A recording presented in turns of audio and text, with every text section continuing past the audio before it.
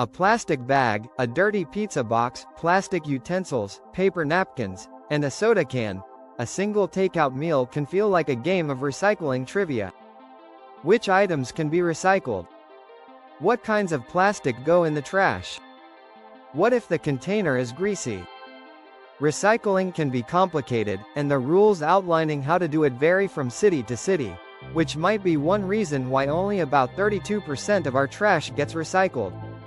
Only about 6% of the plastic, everything from plastic bottles to IV drips, produced in the US in 2021 was recycled, according to a Greenpeace report.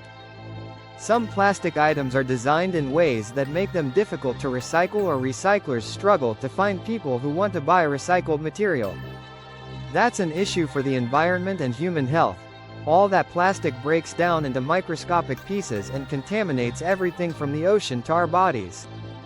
We do best with paper. 68% of that gets recycled. But experts say there are changes you can make to improve recycling at home, in your community, and with your vote. Which plastics can you recycle?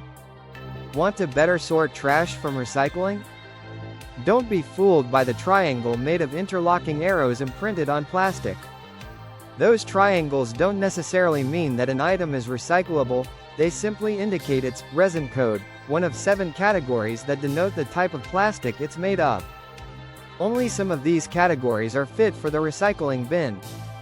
Plastic is extraordinarily finicky, says Darby Hoover, a recycling expert at the Natural Resources Defense Council. When you make a plastic package or item, you add dyes and additives that change its properties to make it as rigid or as flexible as you need it to be. And all those little additives affect its melting point and ability to be recycled. Plastic resin codes were intended to help recycling facilities, but a 2019 survey of 2,000 Americans showed 68% of participants thought the interlocking triangle symbol meant a product could be recycled. Experts say you should research which plastics your local recycler accepts, but as a general rule, plastics labeled with a number 1 or 2 are most likely to be recycled. Those are the rigid plastics like water bottles and milk jugs, and recycling plants have machines designed to clean, shred, and melt down this type of plastic. Plastic labeled with a 5, found in certain types of food and medicine bottles, could potentially be recycled in your community, but its acceptance varies.